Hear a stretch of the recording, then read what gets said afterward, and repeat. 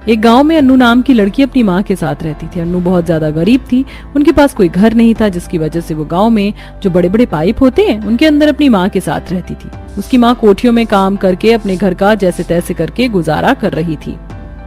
बेटी अन्नू, चलो खाना बना लेते हैं, ज्यादा रात हो जाएगी तो फिर अंधेरा हो जाएगा। हाँ माँ, मैं खाने की तैयारी ही कर रही थी। अन्नू चूल्हा जलाने की कोशिश करती है, लेकिन गीली लकड़ियों की वजह से चूल्हा नहीं जल पाता। लगता है कि तुम आज सूखी नहीं बल्कि गीली लकड़ियां उठाकर ले आई हो। हाँ माँ, आप सही बोल रही हो। जंगल में कहीं लकड़ियां ही नहीं मिल रही थी, बहुत मुश्किल से ही मिल रही थी, तो मैं ये लेकर आ गई। चलो कोई बात नहीं, मैं यहाँ वहाँ से पन्नियाँ उठाकर लाती हूँ। पन्नी और कागज की मदद से थोड़ी लकड़ियों में आग बनेगी। दुर्गा यहाँ वहाँ से पन्नियाँ इकट्ठा कर लेती है और उन्हें लाकर अपनी बेटी को देती है, जिसके बाद अन्नू चूल्हा जलाती है और जैसे तैसे करके खाना बनाती है। गिरी लकड़ियों की वजह से धुआं बहुत ज्यादा उठने लगता है, जो गाँव के लोगों के घरों में जाने लगता है। ए भगवान, ये धुआं कहाँ से आ रहा है? अरे वो गाड़ी माँ बेटी है ना, जहाँ कहीं भी चूल्हा जलाकर अपना खाना बनाने लगती है, उनकी वजह से ये धुआं हो रहा है। सावित्री को ये सुनकर बहुत तेज गुस्सा आता है और वह गांव की कुछ औरतों को इकट्ठा करके उन दोनों गरीब माँ बेटियों के पास ले आती है। रोज रोज ये सर्दी हम अपने सर पर नहीं बढ़ा सकते हैं, और तुम्हें तो जहाँ जगह मिलती है वहीं पर चूल्हा जला लेती हो। ये जगह तुम्हारे लिए नहीं है, चली जाओ यहाँ से। तुम्हारे चूल्हा जलाने की वजह से हमारे घरों के अंदर धुआं आ रहा है। वैसे भी मेरे बाबूजी अस्थमा के पेशेंट हैं, उन्हें कुछ हो गया तो तुम जिम्मेदार होगी क्या? यहाँ तुम नहीं रह सकती। देखो ऐसा मत कहो, भगवान ने तुम्हारे सर पर छत दी है लेकिन मुझे नहीं दी। मैं तो बेघर हूँ और मेरी बेटी भी बेघर है। हमारे लिए जगह थोड़ी सी ठीक है, हमें यहाँ से मत भगाओ। जब हमारे पास पैसे आ जाएंगे तो हम अपना घर खरीद लेंगे। वाह अरे वाह, ना नौमन तेल होगा ना राधा जी नाचेंगी।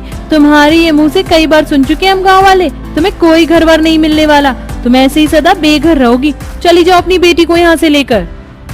अब दुर्गा के पास और कोई चारा नहीं बचता। गांव वालों के कहने पर उसे अपनी बेटी के साथ वहां से जाना ही पड़ता है, जिसके बाद वो वहां से चलते चलते गांव के फुटपाथ पर आ जाती है। बेटी अन्नू, यहीं पर बिस्तर लगा ले, आज तो हमारे पास फुटपाथ पर सोने के अलावा और कोई चारा ही नहीं है। अन्नू की आंखों में आंसू आ जाते हैं। मत रो बेटी, लगता है ऊपर वाले की नजर हमारे ऊपर पड़ी नहीं रही, लेकिन तू देखना, जिस दिन ऊपर वाले की नजर हमारे ऊपर पड़ेगी उस दिन हमारी ये दुर्दशा हमेशा हमेशा के लिए खत्म हो जाएगी, और देखना मेरी बेटी एक दिन जरूर राज करेगी। दुर्गा के ऐसा कहने पर अन्नू थोड़ी देर शांत हो जाती है। वो अपना और अपनी माँ का बिस्तर फुटपाथ पर कर लेती है और वहीं पर वो बेचारे रैन बसेरा कर लेते हैं। वह दोनों माँ बेटी रात को फुटपाथ पर सोती हैं। अगले दिन जब सवेरा होता है तो अन्नू वहीं पर एक छोटा सा ईंटों से चूल्हा बनाकर अपनी माँ को दे देती है। तभी वहां से एक वैजंती नाम की औरत अपनी बड़ी आलीशान सी गाड़ी में बैठकर गुजर रही होती है। वह अन्नू को और उसकी गरीब माँ को देखती है। ये भगवान, किसी को इतना देता है तो किसी को कुछ भी नहीं देता। इन बेचारों के पास सर पर छत तक नहीं है। वैजंती अपनी गाड़ी में बैठी हुई सब सोचते हुए वहां से चली जाती है। घर पहुंचने के बाद वह पंडित के आने का इंतजार करने लगती है। पंडित जी आने में काफी देर लगा दी, पता नहीं कहाँ रह गए हैं। जैसे ही पंडित जी घर पर आते हैं, वैजंती उनका बहुत अच्छे से स्वागत करती है और उन्हें खाना भी पूछती है, लेकिन पंडित जी जिस काम के लिए आए होते हैं वो बस वही करते हैं। ये लो बहन जी, मैं कुछ लड़कियों की फोटो लेकर आया हूँ। आपको इनमें से जो लड़की पसंद हो मुझे बता देना। ये सभी तो बहुत ज्यादा हाई क्लास की लड़कियां लग रही हैं पंडित जी। मुझे किसी गरीब घर की लड़की के बारे में बताओ। मैं चाहती हूँ कि मेरे घर कोई गरीब घर की बेटी आए जो मेरे घर को संभाले, सास को सास समझे, उसे अपनी जिम्मेदारियों का एहसास होना चाहिए, संस्कारी हो। पंडित जी हंसने लगते हैं और वैजंती से कहते हैं, बहन जी, आज के समय में तुम कहाँ ढूंढ रही हो ऐसी लड़की? आज के समय में ऐसी लड़कियां नहीं मिलती। ये सुनकर वैजंती चुप हो जाती है। पंडित की लाई हुई तस्वीरों में से वैजंती को एक भी लड़की पसंद नहीं आती। उसके दिमाग में बस वही फुटपाथ पर बैठी हुई लड़की यानी कि अन्नू ही रहती है। ऐसे ही कुछ दिन बाद फुटपाथ पर रहते रहते अन्नू और उसकी माँ अपना गुजारा कर रहे थे, लेकिन एक दिन हवलदार आकर उन्हें वहाँ से भगाने लगता है। अरे अरे, ये क्या? जहाँ तुम लोगों को जगह मिलती है वहीं पर बसेरा बना देते हो? हाँ, अरे तुम्हारा कोई ठिकाना नहीं है या तुम बेघर ही हो गई हो? हवलदार साहब, हम तो बेघर ही हैं, हमारे पास कोई घर नहीं है। अब हमें इस फुटपाथ पर से तो मत भगाओ। ये कोई तुम्हारे बाप दादा की जमीन नहीं है जो तुम यहाँ पर अपना बसेरा कर रही हो। चली जाओ यहाँ से। मैंने तुम्हें मारा नहीं, ये गनीमत समझो। हवलदार इस तरह अन्नू और दुर्गा को वहाँ से भी भगाने लगता है। बेचारी अन्नू रोते हुए सारा सामान समेटने लगती है। इस वक्त वैजंती की आलीशान गाड़ी वहाँ से गुजर रही होती और वो ये सब देख लेती। वो अपनी गाड़ी से उतरती और हवलदार से कहती है, अरे हवलदार साहब, ये सब क्या कर रहे हो तुम? क्यों परेशान कर रहे हो इन बेचार लोगों को?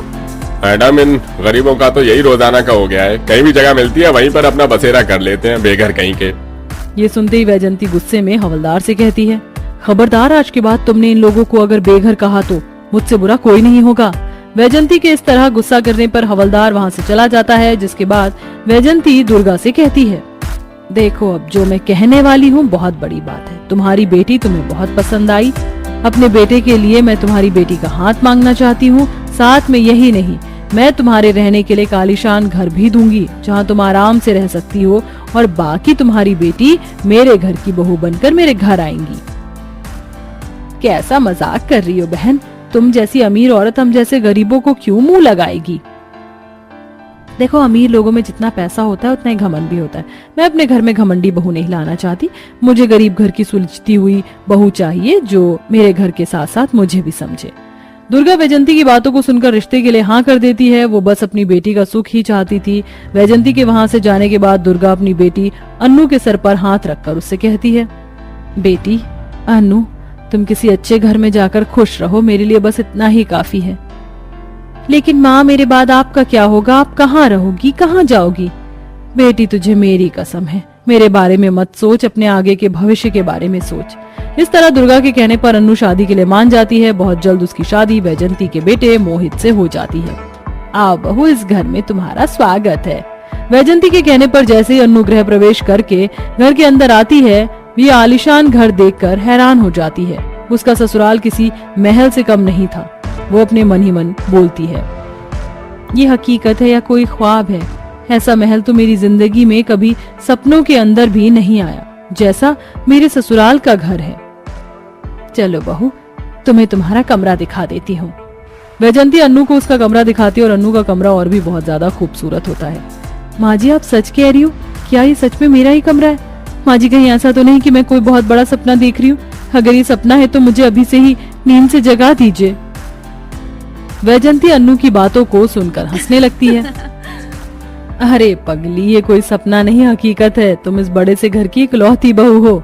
अन्नू की आंखों में आंसू आ जाते हैं और वह रोते हुए अपनी सास से कहती है, पता है माँ जी, कितने सालों से हम लोग बेघर थे। मैं और मेरी माँ कभी फुटपाथ पर रहते थे तो कभी किसी बड़े से पाइप के अंदर गुजारा करते थे। नहीं तो और कुछ नहीं मिलता था तो कूड़े के खत्ते पे जाकर रहने लगते थे।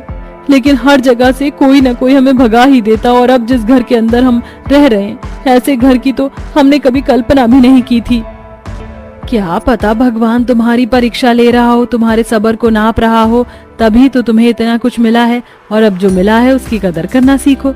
और आखिरी बात कि आज के बाद रोने की जरूरत नहीं है और इससे अपना ही घर